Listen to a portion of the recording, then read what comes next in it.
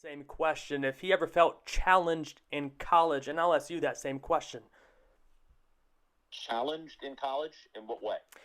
Sports broadcasting is a knack, and in some ways, you can't really teach it. And Yes. of course, when you're doing this, it takes a special talent to do it at a high level.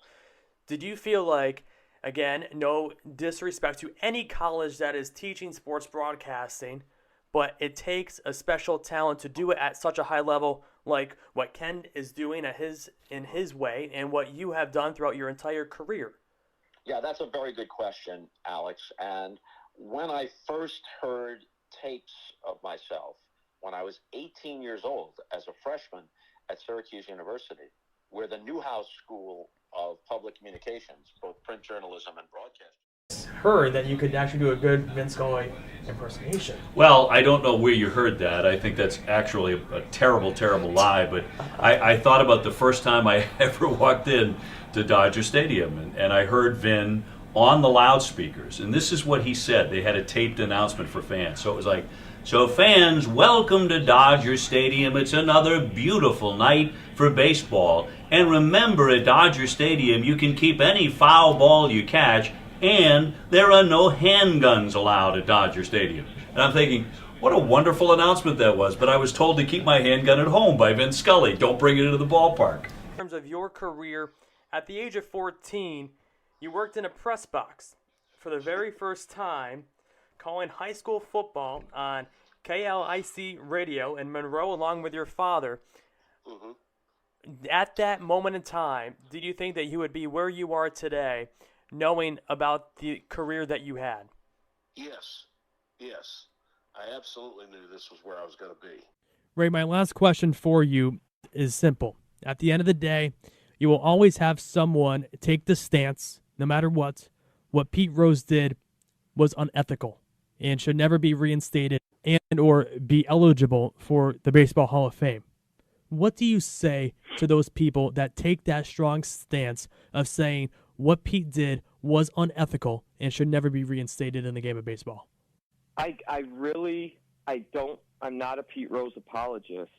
I'm fundamentally believe that no one is more equipped, experienced, intelligent than the baseball writers of America. That's listening to you know that you are a journalist, that you are a writer and an interviewer, and again, love for not only baseball but sports as a whole. How would you define the word journalism in your own words? Asking questions, seeking truth. What's been one of the hardest challenges you've had to face in your career, I would say in the last 6 months? That's an excellent question. I think for me, it's being willing to approach aspects of the game that maybe I found to be intimidating in the past, but also realizing at the same time, if I want to stay respected in this industry, I have to keep up and I have to tackle those topics that maybe I thought, I don't know if I can do this. You have to be willing to make yourself uncomfortable on a regular basis. Where do you want to see the Athletic 5 years from now? You know, it's something I think about every day. I think that the Athletic is telling some of the best stories in the world right now. You mentioned the London series, John. What was that experience like for you? It turned out to be not too good for me.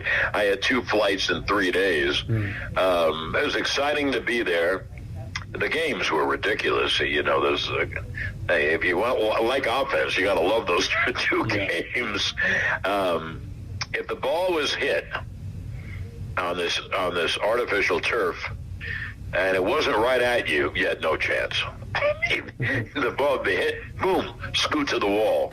But I thought it was very exciting, and the Yankees won both games.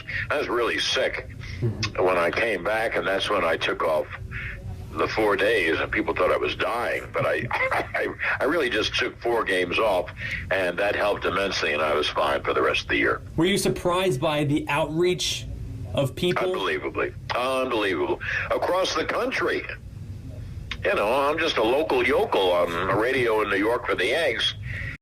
You mentioned you've always wanted to be a writer your whole entire life, and your mom was actually a writer as well. What was the biggest lesson that you learned from your mom in a writer's perspective? Wow. There would certainly be more than just one. I should mention my mom's name, June Herder Stark, was just a wonderful, quick-witted, phrase-turning writer who taught me a love of reading and writing. When I was growing up, she read every word in all the Philadelphia newspapers every day, and she could not wait to tell me about the greatest things she read today, to show it to me, to share it with me, and really infused in me this love of reading and writing. And the sports part of it I came to on my own, but I really think it was just that simple part of it, the love of it, the passion for it. People tell me all the time that when I write about baseball, it comes through how much I love baseball and how much I love writing about it. I really think a lot of that was derived from my mother, because that's the way she felt about everything she did, everything she wrote. So she shared that with me in a way that has obviously shaped my whole life. And then again, she loved a good line, loved to quip, loved to pun, loved to just turn a phrase. And I don't know where I would have learned that, but I learned it from her first. Henry 8 for his last 14 at-bats. Got a piece of it. Count 1-2. Yeah, and you're seeing Cherry work a little bit up in the zone in this at-bat. I wouldn't be surprised to see him setting something up here to go a little bit lower now. I mean, we've seen him work lower in the zone this whole game so far. 1-2 pitch in the dirt, even before home plate. Now count 2-2. So he tried to go lower, missed his spot a little bit, counting out 2-2. That one was a fastball. He likes to come change a lot of times after that fastball. 2-2 to Henry is grounded. A weak ground ball right to in the infield. Throw down to first is going to be in time. So a great job by Ceruto, really keeping the eye on the ball and making sure that he stayed in front of it and was able to field it and get the play down to first. Yeah, exactly. Cherry had that changeup coming in, and Henry was out in front, and that's why it was off the end of the bat. Ceruto, quick like a cat out there behind the plate, able to jump on it, get it before it was out in front of the plate a little bit too far, able to throw it down to first and retire Henry for out number 1. So here's the designated hitter, Paul Gazzo. He struck out looking in the first. First pitch is fouled back, so count 0-1 to Gazzo. Gazzo has a twin brother, was just drafted this past season, was a shortstop at Tulane University, and his father, Mario Gazzo, played for 4 major league teams. So it's in his blood. I mean, in his blood. Guy's destined to be something in the world of baseball. 0-1 Gazzo is looked at for a ball, so count 1-1 to the designated hitter. Gazzo splitting time behind the plate with Phillips and Buck DHing tonight. 1-1 pitch is in at the hands, count 2-1. That's an interesting pitch there from Cherry. He's a guy that doesn't work inside on hitters too much, or at least we haven't seen it too much here tonight, but he worked in on the hands, got a little bit too inside. It'll be interesting to see if he comes back to it tonight. 2-1 to Gazzo, fouled straight back. And that one was the slider, and we've seen him come, multiple sliders in a row. Cherry there. It'll be interesting to see. We've seen him come slider. We've also seen him come slider, fastball. But now with 2 strikes on this one, it'll be interesting to see if he comes with the put-away pitch. We've seen him go with fastball, slider, and changeup as his put-away pitch, but with the slider before it, it'll be especially interesting to see how he used the slider as a setup pitch. Cherry deals a 2-2 to Gazzo. Cut on a miss. So Gazzo goes down swinging 2 away here in the top of the 4th, and that brings up the center fielder, Rafe Shamet. And it was the changeup that he went to, and that's 2 straight at-bats that he went with the changeup with 2 strikes, and that's such an excellent pitch because earlier in this game, he went with slider, and then as the put-out pitch, he went with the fastball, and they look identical coming out of the hand. It's just about 10 miles per hour difference between that fastball and straight change. First pitch to Shamet is caught on a miss, count 0-1. And you saw Gazzo caught out in front. He was looking for that fastball, and so Cherry using his past at-bats to set up guys for strikeouts the second time through the order. Cherry deals the 0-1 to Shemet, is looked at low, count 1-1. And I think the big thing from Cherry is this is a truly potent Bay Sox lineup. And when you look at a guy like Sam Henry and Paul Gazzo, who've come into tonight really hitting the bat really well. 1-1 is caught on a miss, count 1-2. Yeah, I mean, you bring Shemet. Henry's hitting 341, Gazzo 393, and Schmidt 322. You're going to have to reinvent yourself second and third time through the lineup facing those guys. You know, and those 5 at-bats to Henry, 2, Gazzo 2, Schmidt 1, pitch grounded foul on the first base side. So Schmidt staying alive. Count holds 1-2 to the center fielder. You know, again, 0 for 5, New Bedford in the 3, 4, and 5 hole. 0 for 5, 3 strikeouts in just the 4th inning. He's done an excellent job tonight sequencing his pitches. 1-2 Schmidt, a line drive right up the middle over the head of James. Schmidt looking for 2 is going to stick with 1, so that's the 3rd hit of the night for the Bay Sox, and the first hit coming from someone other than the name of Jack Winkler. And it was a 1-2 pitch where he left it over the heart of the plate. It looked to be a fastball over the heart of the plate, and Schmidt with 2 strikes. A guy that can make you pay with any fastball over the heart of the plate with 2 strikes was just trying to put it into play and was able to drive it. But if you're Cherry, it's not the end of the world. You've still been dealing out there. One mistake isn't going to hurt you. So you just got to come back, and now you're facing Andrew Raposo, who you've already struck out on the day. Cherry nods in the pitch to Raposo's looked at up high, so count 1-0 to Raposo. And after that base hit from Shemet, he's now reached base safely 23 out of 25 games and 21 out of 25 games with at least 1 hit. As Raposo looks at a strike, count 1-1 to the right fielder.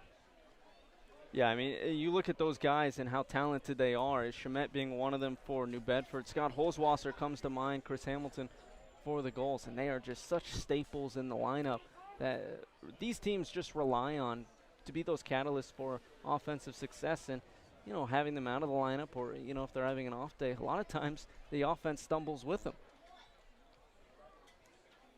1-1 pitch to Raposo is caught on a miss, count 1-2. 2 outs here in the top of the 4th. Shemet on first. It's a 2-0 goals lead. Raposo now behind 1-2 to Cherry, who's been dealing all night. Only giving up 3 hits, 5 strikeouts.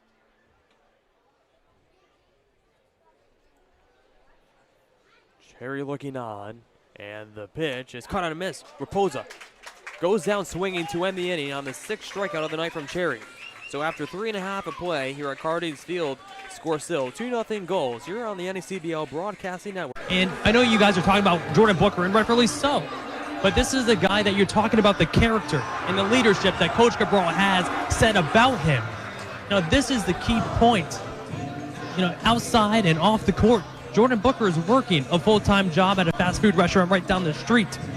And for him, for Coach Cabral to have the opportunity to go into that fast food chain restaurant and to let Jordan Booker know that he is now the NECC Player of the Year, that is to show just how important that character and leadership that Coach Cabral was speaking of just this past week. You have nachos at sporting events? No. No, neither do I. Too messy. It is. It is. You're trying to watch a game, and what if you want to jump out of your seat and do the wave? You can't because you have a bowl of nachos in your hand. George, the wave died like 10 years ago. Really? Yes. They still do it at sporting events. You don't participate in the wave. So you don't participate in the wave. Yes, you do. No, it is the worst thing. Are you one in of those sports. fans? Yes, I hate the wave. Why? It's stupid. Why?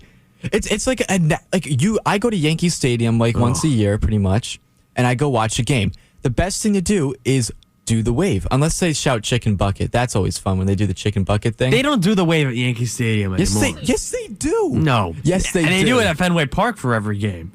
Yes, and there's a lot of great customs to and it's just a sporting thing you do. I hate the wave. I think that's pretty much it. It usually happens in baseball stadiums, and I think it's a part of from baseball. 15 years ago. Get over it, people. Stop doing the wave. I think the wave is such a great thing for sports. It gets people involved. They're not even watching the game that's happening. They're too worried about what's going on in the crowd. Like what else is I would be when I go to games, I watch the game to watch the game. No. Well, yes, you do. You do go to the game to watch the game. That's why you're paying all the money you are to do so. Right. Not to watch random people throw their arms up in the air. Oh, let's do the wave. No. I hate the wave. Hate it. The wave's such a great. It gets you. No. The wave. I hate the wave's wave. Great. I hate the wave. You're one of those fans that Yes. just sits down and ruins the excitement. Oh, around I it. ruin it? Yes. No, I'm the smart one. Why? How's it smart? Because I'm watching the game. So do you not participate in the 7th inning stretch as well? Well, I'll stand up. So There's nothing happening on the field. So if that wave happened in the 7th inning stretch, would you do it? Yes. I think. I mean, maybe. What? The wave started in the early 80s in Michigan, so it's not a fad from 15 years ago. It's been a tradition.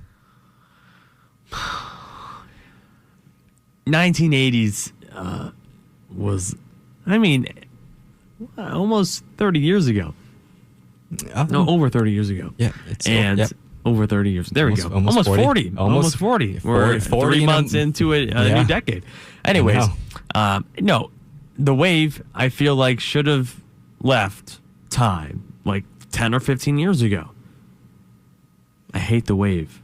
The wave is, I think it's fun. It's fun to watch, and it's fun to participate in. I love doing it. You would, George. Well, you think I'd be the type of person to do it? Yes. Yeah. Oh, my God.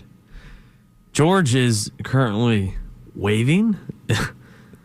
I guess doing the wave, not doing waving, the because wave. waving's different. If I was waving, I'd be waving at you. Oh, boy. I don't know what to say, George.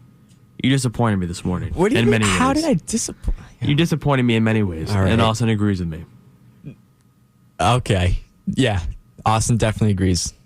Austin, you agree with me, right? With you? Yeah, with him. No, I agree with George. You two. I don't know. Are you no fun? Is that what this is, Oh, Alex? am I no fun? No fun at baseball games? I love baseball games, You're the but I guy hate who the won't wave. move from inning 1 to inning 9 and sits in your seat when a little kid has to go to the bathroom. That's Alex. Oh, boy. I just hate the wave. I bet Alex doesn't do the old little roll call at Yankee Stadium either. No, that's fun. No. I don't know. I bet Alex brings his glove to a game and steals foul balls from little kids. Alex would be the guy to do that, actually. Never. Yeah, I would give it to the kid if I could. No, you wouldn't. I would. I'm a nice you person. wouldn't. What? I am a nice person. You're one of those people that doesn't do the wave. That's not a nice person. What? How does a wave make me a bad person? Because you have no fun. Oh, my gosh. I think it's stupid. I think doing the wave is stupid. Alex is going to run the no fun league. He's a new commissioner. I hate the wave. The wave should be banned from all sporting events. And how would you stop me if I did the wave? Kick you out. Oh, really? Yes. You can't kick someone out from standing Yes. up. Yes, You'll be we getting a can. hefty lawsuit coming your way if you ever did that to No. me. Well, good thing Alex isn't in charge of the MLB. Yeah, that's very true. I'll put a petition out. All and right. we will ban the wave. All right. Maybe it could increase attendance at sporting events. Really? No, it would not increase attendance at a baseball game. I think that's what really brings people there, is the wave. Are you kidding me, George? You think the wave are bringing fans to baseball? I mean, not necessarily, but I mean, Okay. that's a part of the game, though. No, a it's part not. Of baseball. No, it's not. Yes, it is. Gosh, you guys disappoint me. The wave is a part of baseball, and I think it's so much fun. If I catch anybody in here doing the wave, you are flunked. Oh, there we go. John Rook. There we go. Perfect. It's You're automatically flunked. There we go. School. No waves. No All right, waves. no way. I'm not even in his class. So, That's it for George Hathaway today on the Alex Feuz Show. I mean, I don't think we can top that. So I guess we're going to end it with the voice of the Patriots and the voice of the Providence Friars, John Rook, saying that if George and Austin do the wave in the studio, they are flunked.